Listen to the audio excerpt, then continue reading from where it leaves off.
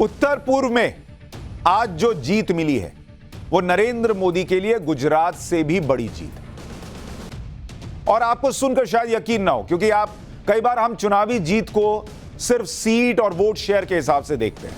Vote share बढ़ गया तो बड़ी जीत है, सीटें बढ़ गई तो बड़ी जीत है। लेकिन नरेंद्र मोदी के लिहाज से आप देखिएगा तो आज की जीत बीजेपी को जो मिली है नॉर्थ ईस्ट के 3 राज्यों में, वो उनके लिए गुजरात से भी बड़ी जीत होगी। और ये क्यों कह रहा हूं भाई, गुजरात तो नरेंद्र मोदी का गढ़ है। ऐसे है कि विराट कोहली दिल्ली में स्टेडियम में मैच खेल रहे हैं या रोहित शर्मा मुंबई की स्टेडियम में मैच खेल रहे हैं। लेकिन उत्तर पूर्व के 3 राज्यों की जो आज बात कर रहा हूं वो नरेंद्र मोदी का फोकस रहे और इन 9 सालों में सबसे ज्यादा इसी उत्तर पूर्व को लेकर नरेंद्र मोदी ने फोकस अपना बनाए रखा है। जिस उत्तर पूर्व पर पहले ध्यान ही नहीं दिया जाता था, भाई हम लोगों का भी दोष है, हम भी नहीं ज्यादा चर्चा करते थे उत्तर पूर्व की, जबकि उत्तर पूर्व जैसे इलाकों पर देश का सबसे ज्यादा फोकस होना चाहिए था। यह बदलाव नरेंद्र मोदी लेकर आए और उत्तर पूर्व पर ध्यान देना शुरू किया। लेकिन इस बात को सोचिए कि आज अगर उत्तर पूर्व में नरेंद्र मोदी की जगह कोई और जीत जाता और किसी और की सरकार बनती, तो फिर नरेंद्र मोदी ने 9 साल में जो काम किए और जो काम अभी उत्तर पूर्व में होने, वो काम आसानी से नहीं हो पाते। राज्य में किसी और की सरकार है, सेंटर में किसी और की है, तमाम टकराव हो सकते हैं। और जिस उत्तर पूर्व की बात कर रहे हैं वो बॉर्डर स्टेट्स है, इसलिए उत्तर पूर्व की जीत को नरेंद्र मोदी की बड़ी जीत माना जाएगा, क्योंकि नरेंद्र मोदी का जो फोकस है उसके लिहाज से गुजरात से भी इंपॉर्टेंट था यहां जीत दर्ज करना। इस बात को अगर समझना है तो आपको मैप से समझाता हूं। उत्तर पूर्व में कुल 8 राज्य हैं और इनको आपको मैप से देखेंगे तो समझ में आएगा कि इन 8 राज्यों की नरेंद्र मोदी की स्ट्रैटेजी के लिहाज से क्या अहमियत है। जिन 8 राज्यों को आप देख रहे हैं, यहां अरुणाचल प्रदेश है, नागालैंड, असम, मेघालय, सिक्किम, त्रिपुरा जहां के आज नतीजे आए हैं, मिजोरम जहां के नतीजे आए हैं, मणिपुर, माफ कीजिएगा मेघालय के नतीजे आए और नागालैंड जहां के आज नतीजे आए। ये 8 राज्य हैं उत्तर पूर्व के और बॉर्डर से लगे हैं, इधर चीन भी है। और इन राज्यों को जो चीन से सटे हुए हैं, इनको नजरअंदाज करना कितना बड़ा देश के लिए घातक फैसला रहा होगा। आप सोचिए कि इन पर ध्यान ही नहीं दिया गया। और अगर आप देखें नरेंद्र मोदी के इस उत्तर पूर्व के एजेंडे के लिहाज से, आपको याद होगा उत्तर पूर्व को लेकर एक भाई जो जेल गया हुआ उसने क्या कहा था कि चिकन नेक है, इसको काट देंगे तो उत्तर पूर्व अलग हो जाएगा। उत्तर पूर्व की अहमियत देश के लिहाज से आप समझिए। आज की डेट में जो 8 राज्य हैं उसमें असम में सरकार किसकी है? बीजेपी की सरकार है। त्रिपुरा, वहां पर फिर से बीजेपी सत्ता में लौट आई है, बीजेपी की सरकार है। अगर आप देखिएगा अरुणाचल प्रदेश, अरुणाचल में भी बीजेपी की सरकार है। मणिपुर देख लीजिए, वहां बीजेपी की सरकार है, बीजेपी। नागालैंड अगर आप देखिए वहां बीजेपी प्लस यानी बीजेपी गठबंधन की सरकार है, बीजेपी प्लस की सरकार है। अगर आप देखिए मिजोरम की बात करो, मिजोरम यहां पर जो है वो सरकार है एमएनएफ की, बीजेपी सरकार में नहीं है, ठीक है, लेकिन एक तरह से सहयोगी है, सरकार का हिस्सा नहीं है। इसके बाद आप देखिए सिक्किम, यहां पर एसकेएम की सरकार है, यहां बीजेपी सरकार में नहीं है लेकिन एक तरह से सहयोगी है। और मेघालय, यहां पर एनपीपी की सरकार है, बीजेपी सरकार में नहीं है। तो अगर आप देखिए ये जो 8 राज्य हैं, 8 राज्यों में 4 में तो बीजेपी खुद सत्ता में है और एक राज्य में बीजेपी के गठबंधन के मुख्यमंत्री हैं और 2 राज्यों में बीजेपी के सहयोगियों के मुख्यमंत्री हैं। मतलब 8 में से 7 राज्य करीब करीब ऐसे हैं जहां पर बीजेपी जो है वो कंट्रोलिंग स्थिति में है या अपनी बात मनवाने की स्थिति में है कि भाई ये होना चाहिए। बड़ी बात यह भी है कि एक भी राज्य में कांग्रेस की सरकार नहीं है या फिर उन दलों की सरकार नहीं है जो दल 2024 में नरेंद्र मोदी को चुनौती देने का दम भरते हैं। कुछ देर पहले बीजेपी की जीत पर बोलते हुए पीएम मोदी ने कहा कि यह जीत बीजेपी के लिए बड़ी इंपॉर्टेंट है। एक बार पीएम को सुनिए, फिर आपको बताऊंगा कि पीएम के लिए ये क्यों इतनी इंपॉर्टेंट जीत है और नरेंद्र मोदी ने 8 साल में कैसे इस जीत की स्क्रिप्ट लिखी है। मैं त्रिपुरा, मेघालय और नागालैंड की जनता का सर झुकाकर वंदन करता हूं, उन सबका आभार व्यक्त करता हूं। इन राज्यों की जनता ने बीजेपी और हमारे साथी सहयोगियों को भरपूर आशीर्वाद दिया है। मैं आज त्रिपुरा, नागालैंड और मेघालय के बीजेपी कार्यकर्ताओं को भी बहुत बधाई देता हूं। दिल्ली में या हमारे अन्य इलाकों में बीजेपी का काम करना उतना कठिन नहीं है जितना नॉर्थ ईस्ट में है। वहां का कार्यकर्ता हमसे अनेक गुना मेहनत करता है और इसलिए वहां के कार्यकर्ता विशेष रूप से अभिनंदन के अधिकारी हैं। प्रधानमंत्री नरेंद्र मोदी खुद बता रहे हैं कि इन 3 राज्यों में जीत आसान नहीं थी। वो खुद बता रहे हैं भाई, इसलिए मैं कंपेयर कर रहा हूं कि गुजरात की जीत और ये 3 राज्यों की जीत, दोनों में बड़ा फर्क है। और देश के लिहाज से ये 3 जीतें जो हैं वो प्रधानमंत्री नरेंद्र मोदी के लिए ज्यादा मायने रखती हैं। जो नतीजे आए एक बार वो आपको जल्दी से बता देता हूं, उससे आपको ये समझने में मदद मिलेगी कि कहां पर क्या हुआ है और उसका इंपॉर्टेंस क्या है। त्रिपुरा में 60 सीट है कुल। इसमें बीजेपी गठबंधन को 33 सीट आई है, बीजेपी प्लस को 33। और इसमें अकेले बीजेपी की सीट कितनी है? बीजेपी को 32 सीट है, मतलब 33 में से 32 उसकी है। पिछली बार बीजेपी को कितनी आई थी? पिछली बार बीजेपी को आई थी 35, मतलब 3 सीट का लॉस हुआ है बीजेपी। और लगातार दूसरी बार बीजेपी की सरकार बनी, लेकिन ये 3 सीटों का नुकसान नरेंद्र मोदी ने एक कुर्बानी देकर सहा है। उस कुर्बानी के बारे में आपको आगे बताऊंगा। इसके अलावा है नागालैंड, यहां भी 60 सीट है। यहां बीजेपी गठबंधन को 37 सीट मिली है, बीजेपी प्लस 37 सीट। और इसमें अगर आप देखेंगे बीजेपी को अकेले 12 सीट है। पिछले बार भी बीजेपी को 12 ही सीट थी, तो अपनी सीटें उसने मेंटेन की। मेघालय यहां पर 60 सीट है, लेकिन 59 के नतीजे आए। इसमें बहुमत किसी को नहीं है, लेकिन जिस एनपीपी के साथ बीजेपी मिलकर सरकार चला रही थी उसको 26 सीट है, यूडीपी को 11 सीट है, कांग्रेस को 5 है, बीजेपी को 2 सीट है और टीएमसी को भी 5 सीट है।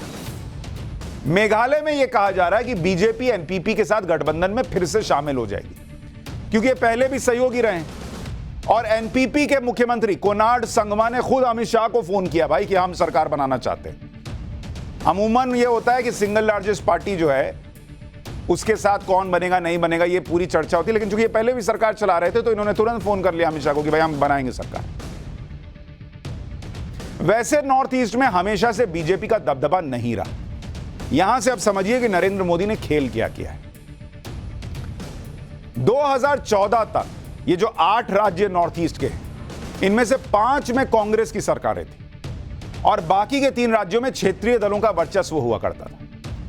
लेकिन 2014 में मोदी सरकार में आए और यहां का सियासी गणित ही पूरी तरह बदल गया। 2016 में बीजेपी ने असम में सरकार बनाई पहली बार और कांग्रेस के 15 साल पुराने राज को खत्म कर दिया। तो नॉर्थ ईस्ट का पहला किला भेदा उन्होंने। उसी साल अरुणाचल प्रदेश में भी बीजेपी सरकार में आ गई।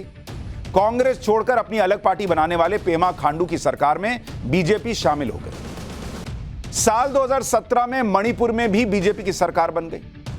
2018 में त्रिपुरा में बीजेपी की ऐतिहासिक जीत हुई। इससे पहले बीजेपी त्रिपुरा में 0 रहती थी अचानक सत्ता में आ गई 35 सीटों के साथ और राज्य में लेफ्ट का 25 साल का शासन त्रिपुरा में खत्म कर दिया। साल 2018 में मेघालय और नागालैंड में भी बीजेपी गठबंधन में जूनियर पार्टनर बनकर सरकार में शामिल हो गई। आप सोचिए नरेंद्र मोदी के लिए यह नॉर्थ ईस्ट राज्यों का विकास कितना मायने रखता होगा कि जो सरकार में केंद्र में है वो जूनियर पार्टनर बनकर गठबंधन करके सरकार में आ रही है, इसके लिए भी वो तैयार हो गए। साल 2019 में बीजेपी ने अरुणाचल प्रदेश में पूर्ण बहुमत के साथ सरकार बना ली। साल 2021 में बीजेपी ने असम में फिर से जीत हासिल कर ली और 2022 में बीजेपी ने मणिपुर में फिर से सरकार बनाई और अब 2003 में इन 3 राज्यों में फिर से सरकार बीजेपी बना रही। 2023 में नॉर्थ ईस्ट में बीजेपी के काफी तेजी से बढ़ने के पीछे की सबसे बड़ी वजह क्या है आपको पता है? उस बड़ी वजह का नाम है नरेंद्र मोदी। कोई ऐसे ही वोट नहीं देता बॉस, ये याद रखिए। और वो भी वो नॉर्थ ईस्ट जिसको इस देश में बहुत सालों साल तक कैसे अलग रखा गया हो, कैसे सौतेला व्यवहार किया गया हो, अभी आपको आगे बताऊंगा। उसको ये महसूस कराना कि नहीं बॉस, हम तुम्हारे बारे में सोच रहे हैं और उतना ही सोच रहे हैं जितना गुजरात के बारे में सोचते हैं या उससे ज्यादा ही सोच रहे हैं, ये नरेंद्र मोदी ने करके दिखाया। उन्होंने आते ही सरकार में नॉर्थ ईस्ट पर काफी फोकस किया और एक्शन दिखा लोगों को। हर मंत्रालय अपने बजट का कम से कम 10% नॉर्थ ईस्ट पर इलाकों पर खर्च करेगा। यह नरेंद्र मोदी ने आते ही कर दिया कि अपना बजट 10% नॉर्थ ईस्ट पे डालिए। साल 2014-15 में नॉर्थ ईस्ट के विकास के लिए 24,819 करोड़ रुपए का बजट हुआ करता था। 2021-22 में बॉस ये ऑलमोस्ट 3 गुना हो चुका है, 3 गुना से थोड़ा कम। आज की डेट में नॉर्थ ईस्ट का बजट 70,874 करोड़ रुपए। यह नरेंद्र मोदी ने आके किया। मोदी सरकार के दूसरे कार्यकाल में कैबिनेट रिशफल हुआ तो पहली बार कैबिनेट में नॉर्थ ईस्ट से 5 मंत्रियों को जगह मिली। 1-2 नहीं, 5 को जगह मिली कैबिनेट के अंदर। नॉर्थ ईस्ट में प्रधानमंत्री मोदी का फोकस इस बात से भी समझा जा सकता है कि वो 9 साल में 50 बार से भी ज्यादा नॉर्थ ईस्ट जा चुके हैं। इससे जुड़ा हुआ एक किस्सा भी प्रधानमंत्री ने सबको सुनाया, वो भी सुनिए। मुझे याद है कि कुछ दिनों पहले जब मैं नॉर्थ ईस्ट गया था तो किसी ने मुझे बोला कि मोदी जी आपको अपनी हाफ सेंचुरी के लिए बहुत बहुत बधाई। तो मैंने उनको पूछा कि भाई ये कैसी हाफ सेंचुरी आप बता रहे हैं?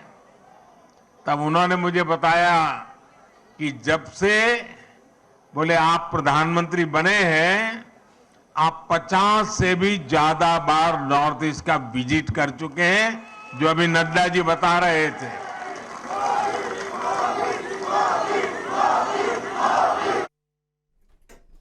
कोई और प्राइम मिनिस्टर देश में ऐसा नहीं जिसने 50 बार नॉर्थ ईस्ट का दौरा किया। नॉर्थ ईस्ट का विकास नरेंद्र मोदी की प्राथमिकता रहा है। इसलिए मैं कह रहा हूं कि उनके लिए यह जीत बड़ी इंपॉर्टेंट थी, क्योंकि उनको यह लगता था कि यह जीत नहीं मिली, वहां सरकारें नहीं बनी तो काम स्लो हो जाएगा, और काम स्लो हो जाएगा तो नॉर्थ ईस्ट को जो पूरे देश का विकास हुआ है उसी गति में जोड़ना और डिले होगा और मुश्किल होगा। और फिर जो बॉर्डर का इलाका है उसमें चीन जैसे लोग तो बैठे ही हैं कि कैसे इनके मन में भरो कि देखो तुमको छोड़ ना दिया, तुम क्या कर रहे थे। वो फीलिंग आज की डेट में खत्म हो गई। वहां पिछले 9 सालों से नॉर्थ ईस्ट में इंफ्रास्ट्रक्चर पे काम हुआ, कनेक्टिविटी पे काम हुआ, पूरे क्षेत्र का एक साथ विकास करने पर जोर दिया गया। इसलिए हम कह रहे हैं कि अगर नॉर्थ ईस्ट में बीजेपी कमजोर होती तो यह नरेंद्र मोदी के सपने को झटका लगता। इसी वजह से नॉर्थ ईस्ट के राज्यों में मिली जीत नरेंद्र मोदी के लिए गुजरात से भी बड़ी जीत है। नॉर्थ ईस्ट के विकास के लिए जो प्रोजेक्ट अभी चल रहे हैं उस पर नरेंद्र मोदी सरकार 7 लाख करोड़ रुपए खर्च कर चुकी है। आप नरेंद्र मोदी का फोकस सोचिए नॉर्थ ईस्ट पर, 7 लाख करोड़ बॉस। साल 2016-17 से 2021-22 के बीच करीब 1000 करोड़ के एयर कनेक्टिविटी के 28 प्रोजेक्ट पूरे कर लिए गए। 2212 करोड़ रुपए के 15 और प्रोजेक्ट पर काम चल रहा है और यह मार्च 2023 मतलब अगले महीने तक, या अगले महीने क्या, इसी महीने तक पूरा हो जाएगा। एयर कनेक्टिविटी पर इतना जोर देने की वजह से ही नॉर्थ ईस्ट में साल 2014 तक, आजादी से साल 2014 तक 9 एयरपोर्ट थे नॉर्थ ईस्ट में। आज की डेट में पिछले 8 साल में 6 और एयरपोर्ट जुड़ गए और 2022 तक अब नॉर्थ ईस्ट में 15 एयरपोर्ट हैं। इसी तरह रेलवे कनेक्टिविटी को भी नॉर्थ ईस्ट में बढ़ाया नरेंद्र मोदी ने। पिछले साल ही आजादी के बाद पहली बार कोई मालगाड़ी मणिपुर तक पहुंची है। मोदी सरकार में ही नॉर्थ ईस्ट के पूरे रेल नेटवर्क को ब्रॉड गेज में बदला गया है। नॉर्थ ईस्ट में रेलवे नेटवर्क को राष्ट्रीय रेलवे ग्रिड से जोड़ने के लिए मोदी सरकार ने 78,000 करोड़ रुपए का बजट दिया। इसी तरह रोड कनेक्टिविटी पर भी काम हुआ। मोदी सरकार में हर दिन 1.5 किलोमीटर के हाईवे का निर्माण हो रहा है नॉर्थ ईस्ट में। साल 2014 से 15,000 करोड़ रुपए की कीमत के साथ 3,000 किलोमीटर की सड़कें बन चुकी है। 3,000 किलोमीटर की सड़क नॉर्थ ईस्ट में। पिछले वाले क्या करते थे समझ ही नहीं आता भाई। और इसलिए अगर वहां किसी को लगता था कि हम अलग थलग पढ़े तो उनको गलत नहीं लगता था। इस व्यक्ति ने आकर बदला वो भाव। और वहां क्या चेंज आया इस काम से, अभी वो आगे बताऊंगा तो आपको लगेगा कि क्यों नरेंद्र मोदी ने वहां पर जादू जैसा किया है। 4,000 किलोमीटर की रोड कनेक्टिविटी पर अभी वहां काम चल रहा है। पिछले 5 साल में रोड कनेक्टिविटी के 237 प्रोजेक्ट नॉर्थ ईस्ट में चल रहे हैं। नॉर्थ ईस्ट के बंदरगाहों को कोलकाता के मुख्य पोर्ट और बंगाल से जोड़ा गया है बाकी के हिस्सों से। एक सौभाग्य योजना चल रही है। अक्टूबर 2017 के बाद से नॉर्थ ईस्ट में 26 लाख घरों तक बिजली पहुंचाई गई है। घरों तक बिजली नहीं पहुंचा पाए ये लोग आजादी के बाद से। नॉर्थ ईस्ट में कृषि को बढ़ावा देने के लिए कृषि उड़ान योजना को तेजी से लागू किया गया, जिसके तहत all time high 2 lakh metric tonne कृषि उत्पाद देश विदेश में पहुंचाया गया। और इन कृषि उत्पादों में बड़ा हिस्सा नॉर्थ ईस्ट से था।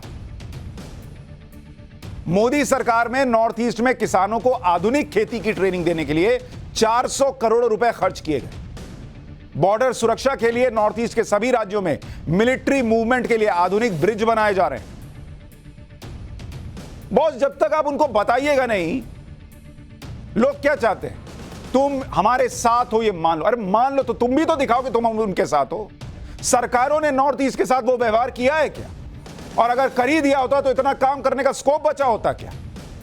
अलग थलग नॉर्थ ईस्ट को छोड़कर रखा और फिर कहते हैं कि भाई नॉर्थ ईस्ट के लिए वहां क्या भावनाएं और नहीं है। और नरेंद्र मोदी ने क्या ही किया। नरेंद्र मोदी का नॉर्थ ईस्ट को लेकर फोकस किया। मैं आपको एक किस्सा सुनाता हूं। एक बार मैं नरेंद्र मोदी से मिलने गया। उन्होंने और कोई बात नहीं की कि हम क्या दिखाते हैं नहीं दिखाते, कोई चर्चा नहीं। उन्होंने सिर्फ एक बात बीच में बोली कि न्यूज चैनल्स वाले नॉर्थ ईस्ट की खबरें कम दिखाते हैं, उन्हें दिखाना चाहिए। उनके दिमाग में तब भी नॉर्थ ईस्ट चल रहा था। नॉर्थ ईस्ट वो इलाका है जो पहले काफी अशांत रहता था। बड़े इलाके में आफ्स्पा लगा हुआ था, armed forces special power act. जैसे जम्मू कश्मीर में आफ्स्पा लगा था ना, वैसे ही स्थानीय संगठन आए दिन सरकारी मशीनरी से झड़प करते थे। मोदी सरकार के आने के बाद इस दिशा में युद्ध स्तर पर काम हुआ। हिंसा की घटनाएं कम हुई। हिंसा फैलाने वाले संगठन पर एक्शन हुआ और शांति बहाल करने के लिए शांति समझौते हुए। आपको यकीन नहीं होगा कि नॉर्थ ईस्ट कैसे बदला है। इसको आप सुनिए। नॉर्थ ईस्ट कैसे बदला। और क्या है ना कि हम इधर देश के दूसरे हिस्से में बैठे रहते, हमको पता ही नहीं, हमने कभी ध्यान ही नहीं दिया ना। हम मीडिया वालों की भी गलती, हम भी नहीं दिखाते। वो ठीक कह रहे हैं, हम लोग मीडिया वाले भी नहीं दिखाते। लेकिन आप सोचिए कि देश के लिए कितना बड़ा खतरा पनपेगा अगर बॉर्डर के 8 राज्य इस तरह से वहां पर चीजें हो रही हैं। वहां के तो भाई, अरे भाई आज की डेट में त्रिपुरा और नागालैंड और मेघालय आप दिखा रहे हैं। पहले तो इलेक्शन का रिजल्ट कब आ गया ये भी हम लोग नहीं दिखाते थे। हमारी भी गलती है। 2014 के मुकाबले घुसपैठ जो वहां होती थी नॉर्थ ईस्ट में, ये 74% कम हुआ है भाई। 74% जो घुसपैठ होती थी 2014 के बाद वो घट गई है। नागरिकों के खिलाफ जो हिंसा होती थी, नागरिकों के खिलाफ हिंसा, भाई ये 84% कम हो गई है 2014 के बाद। 84%। नॉर्थ ईस्ट के 50 से ज्यादा जिले, 50+ जिले, जहां पर डैन यानी डिस्टर्ब एरिया नोटिफिकेशन होता था और आफ्सपा होता था, वहां से डैन और AFSPA armed forces special power act हटा है। स्थिति सुधरी होगी तभी ना हटा। ये वो इलाके हैं जहां काफी संवेदनशील इन्हें माना जाता था। इसी तरह 2014 से सिक्योरिटी फोर्सेस की कैजुअलिटीज यानी सुरक्षा बलों की कैजुअलिटी यानी उनकी जो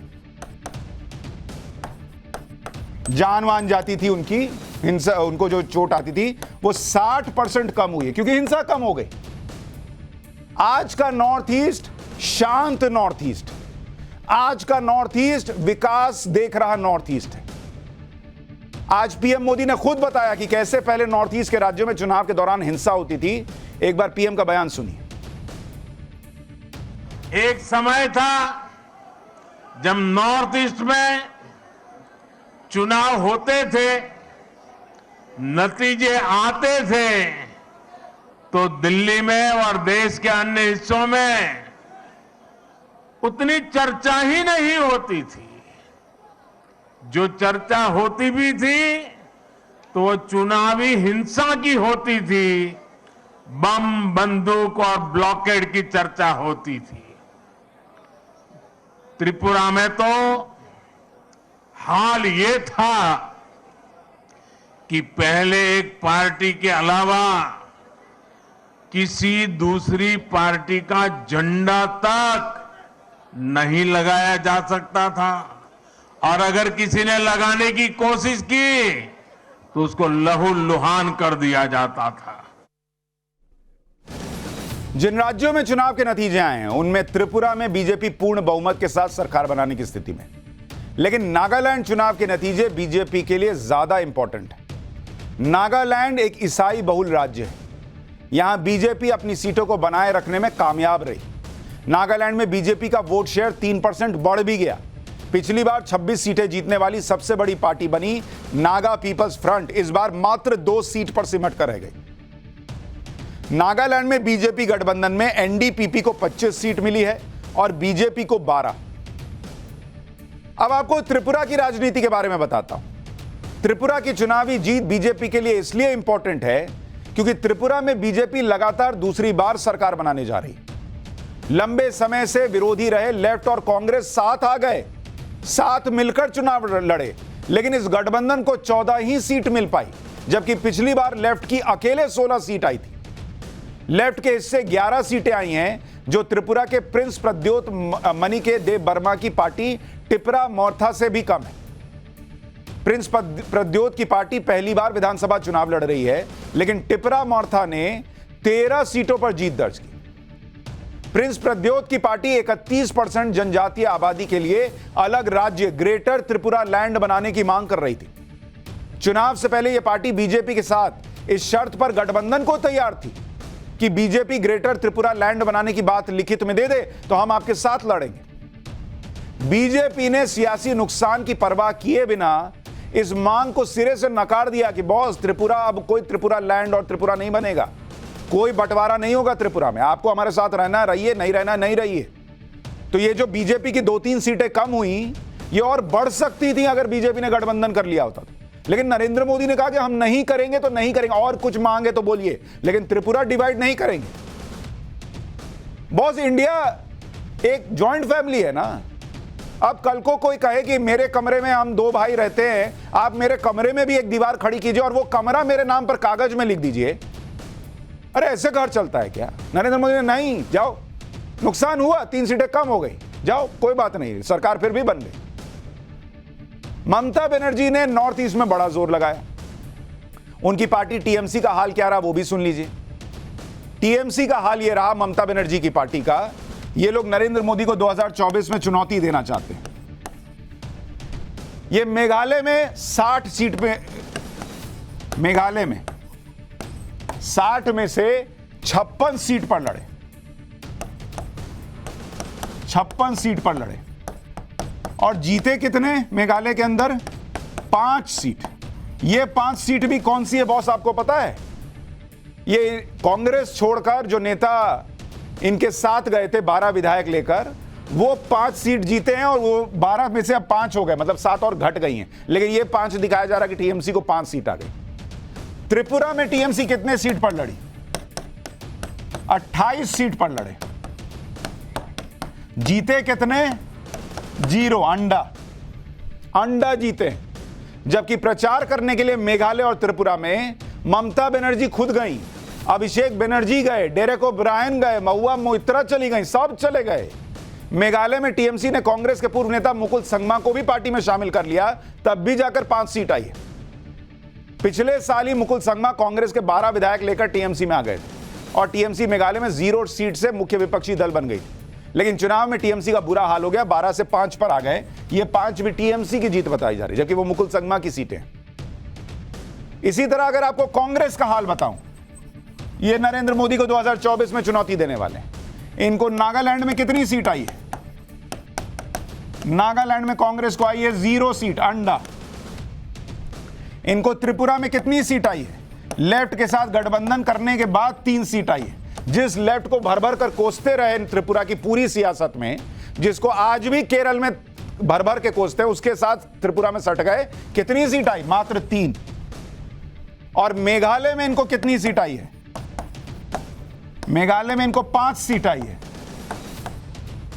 जबकि मेघालय में 2018 के चुनाव में कांग्रेस 21 सीटें जीतकर सबसे बड़ी पार्टी बनी थी, जब तक कि मुकुल संगमा अलग नहीं हो गए और टूट नहीं गई पार्टी। 21 से 5 पर आ गए।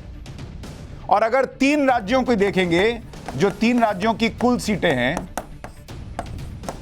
180 सीट पर चुनाव हुआ, 169 का, ये 179 एक सीट पे कम हुआ, 179 सीट पर चुनाव हुआ। इसमें कांग्रेस को कितनी मिली? 8 सीट, 8। और बीजेपी को कितनी मिली? 46 सीट मिली। और ये लोग 2024 में नरेंद्र मोदी को रोकेंगे। आज प्रधानमंत्री नरेंद्र मोदी ने कहा कि चुनाव नतीजों के बाद कुछ लोगों की छोटी सोच सामने आ गई। ये लोग नॉर्थ ईस्ट के राज्यों को छोटा राज्य मानते हैं। मल्लिकार्जुन खड़गे ने जो कहा, उस पर वो जो बातें हो रही हैं कि उसी को शायद लेकर उन्होंने कुछ जोड़ा होगा, हालांकि उन्होंने ऐसा कहा नहीं। लेकिन पीएम मोदी किसका जिक्र कर रहे थे, उन्होंने नाम नहीं लिया। एक बार सुनिए पीएम मोदी ने क्या कहा।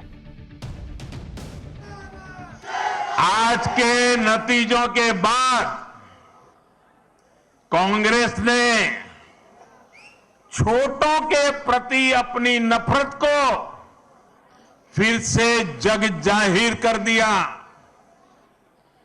कांग्रेस कह रही है और अध्यक्ष उनके कह रहे हैं कि ये तो छोटे राज्य हैं, इनके नतीजे उतना मायने नहीं रखते। जब दिल में ही भारत को जोड़ने की भावना ना हो तो ऐसे बोल निकलते ही है।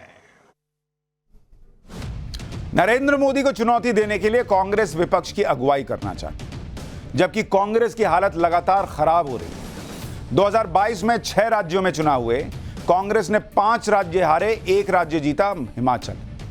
2023 की बोनी खराब हो गई, 3 राज्यों में चुनाव हुए, तीनों हार गई है। 2023 में अब 6 राज्यों के और चुनाव होने हैं। इनमें 4 राज्यों में बीजेपी और कांग्रेस की सीधी फाइट होगी, कर्नाटक, मध्य प्रदेश, राजस्थान और छत्तीसगढ़। इसके अलावा 2023 में 2 और राज्य हैं जहां चुनाव होने हैं, तेलंगाना और मिजोरम। वहां पर भी कांग्रेस क्या ही कर पाएगी, वो देखने वाली बात है। लेकिन नरेंद्र मोदी जिस तरह से नॉर्थ ईस्ट पर फोकस कर रहे हैं, आज उनके उस फोकस को एक बार फिर से जनता का समर्थन मिला है। और देश के लिए भी बड़ी अच्छी बात है कि नॉर्थ ईस्ट का इसी तरह से विकास हो, बॉर्डर स्टेट में भी विकास हो। चाइना से लड़ने में ये तमाम 8 राज्य हमारे साथ, भारत के साथ, भारत में का चूंकि हिस्सा है, इसी तरीके से जुड़कर मिलकर लड़ें, ये आज और सुनिश्चित हो गया।